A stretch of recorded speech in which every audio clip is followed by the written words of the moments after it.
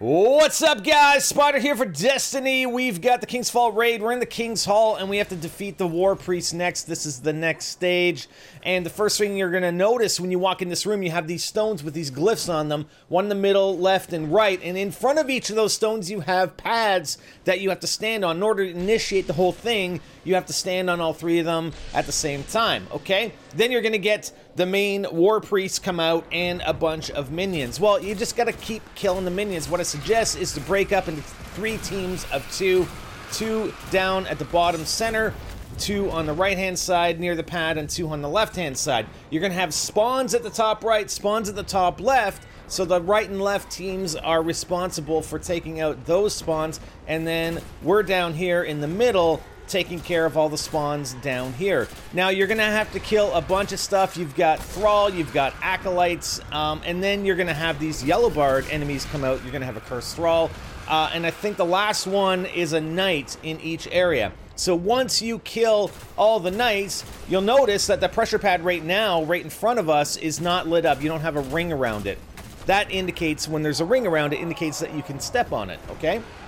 That's not going to happen until we take out these Yellow Bard Knights, and there's really not that many more spawns of minions coming in. So there's the Hollowed Knight right there. So we're going to take him out, and as soon as all 3 teams take him out, you're going to see the ring around the pressure pad light up. So now you got to stand on the pads one at a time, and the sequence changes. So typically it starts with left, right, center. You got to do it one at a time. If it's correct, you got the correct sequence, they'll each light up in blue. If you got the wrong sequence, then they'll go on fire, and you have to step off and do it again. Once you do that, the last person who stepped on the last pad gets this red bubble shield, and it protects you from the Warpriest, and it's the only way you can do damage. Everybody has to get in that bubble shield and do damage on the Warpriest. Okay, the guy with the shield is going to have a countdown timer from 10, 9, 8, 7, and he's also going to have like an X5, X4, X3. The person with the shield and those indicators is the only one that should be shooting minions, because shooting the minions resets the timer. So you count down 8, 7, 6, 5, 4, 3, 2. You want to shoot a minion. That'll bring you down from, let's say you start at X5, it'll bring you down to X4.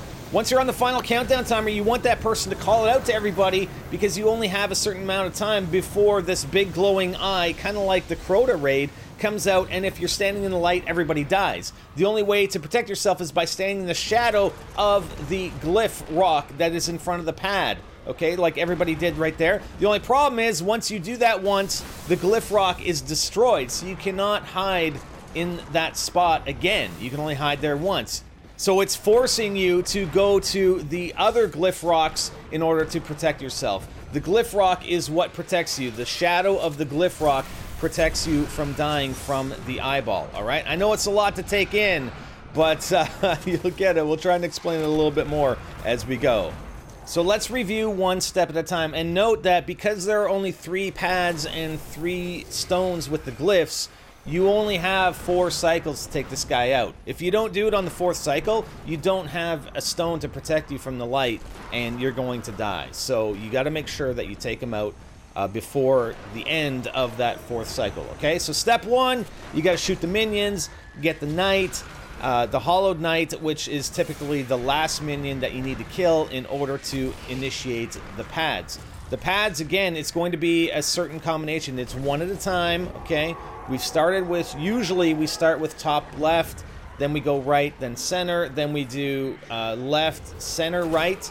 Again, when you walk on the pad, it's going to glow blue if you've got the correct sequence. If you don't have the correct sequence, it's going to go red, and you got to start all over again. See, right there. So you got red. There is an indication, though. Once the glyph rock is gone, you might see a red glow indicating that that is the next pad to step on. I'm not sure if we're going to see it here. Yeah, there it is glowing right there, I think. I think I just saw the glow up there. No, it's not. Definitely not. So we got the wrong sequence, so we got to start it all over again. I think we're getting a little excited at times to do this. There we go. Okay, so we got the correct sequence, and now the shield.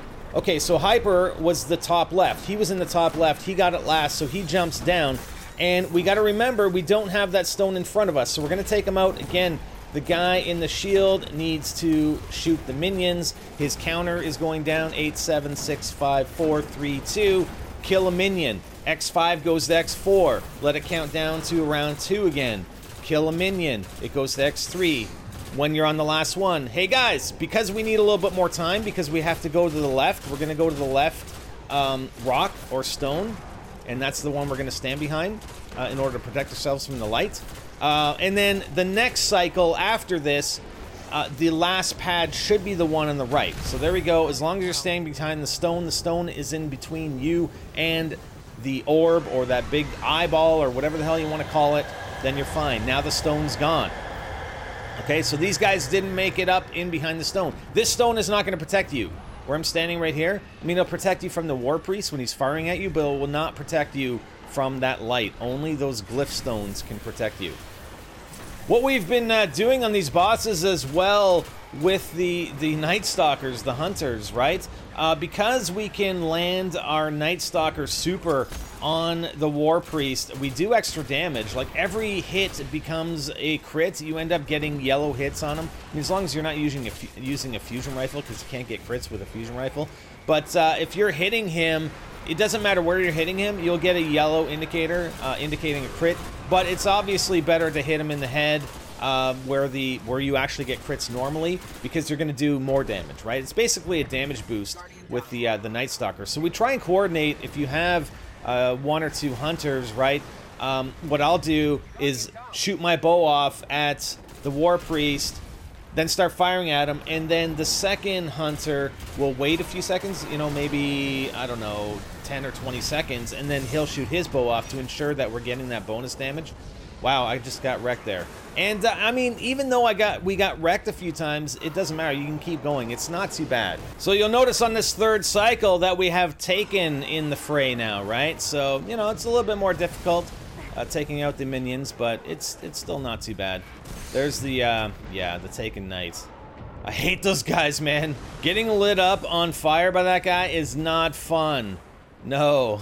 Alright, so I'm just waiting for him. There's actually a good spot over here on the left, the bottom left, just to not take any damage from that Warpriest. Okay, so the Hollowed Knight is gone, or sorry, the Taken Knight is gone, and we're doing our final step here. Now, because the last glyph is on the right, the last stone is on the right, we're moving up to the right-hand side when we're in the shield, alright? So the first 2 times we did it in the middle.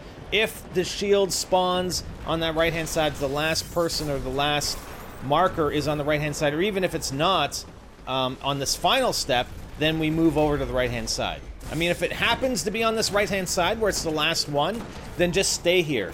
Again, because this is the only glyph left for us, we got to move up here, and we're going to try and take him out. So we're doing some pretty good damage on him. I mean, he's well beyond half. And like I said, we only have 1 more cycle that we can do this in, right? Because we won't have a glyph to, you know, a rock to stand behind if we don't kill him on the next cycle. So you got to make sure you get him in 4 cycles. I mean, you get him in 3, great. But you definitely have to get him in 4. So there you go. There's the light coming up. We've got the stone to stand behind. And I think we all survived. Say we all survived, please. There we go. Okay. So now we just got to get through the minion phase 1 more time. Get our shield. It doesn't matter where we stand. I mean, if it spawns on the right-hand side, we're probably going to go to the right-hand side.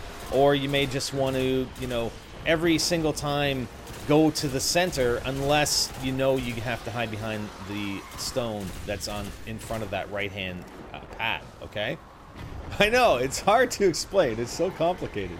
It's complicated, but once you get it down, it's fine. It's fine. And that's what most of these sort of battles have turned into. I mean, we've worked it out well enough that we can come in here. I mean, we might die a few times, whatever, by accident. There's the Enrage is near, but that's okay. He won't get to Enrage. We'll finish it on the 4th cycle. It doesn't matter. I mean, Enrage really doesn't make a difference here because you have to complete it in 4 cycles anyway. So, you know, as long as you're taking these guys out, I'm sure if you took your time taking the minions out, then he might get into Enrage. But as long as you keep firing and shooting at these guys, you're going to be fine. All right, so I'm going to collect a little bit more ammo. So there's why he's definitely not going to get the shield. The shield looks like the last pad was at the top left, so there we go. The shield's down, and we're gonna finish this guy off. So you see, someone did launch their bow And I did as well, just because. I mean, it does do damage, right? I mean, if you land the bow on him, it's going to do damage. And he's almost done. Come on! Almost! Oh, go, go, go, go! Go! Yeah! How did I die? I have no idea how I died. But I died. There we go. So I'm back. There we go! So that's the Warpriest. He's done. Beautiful. Alright.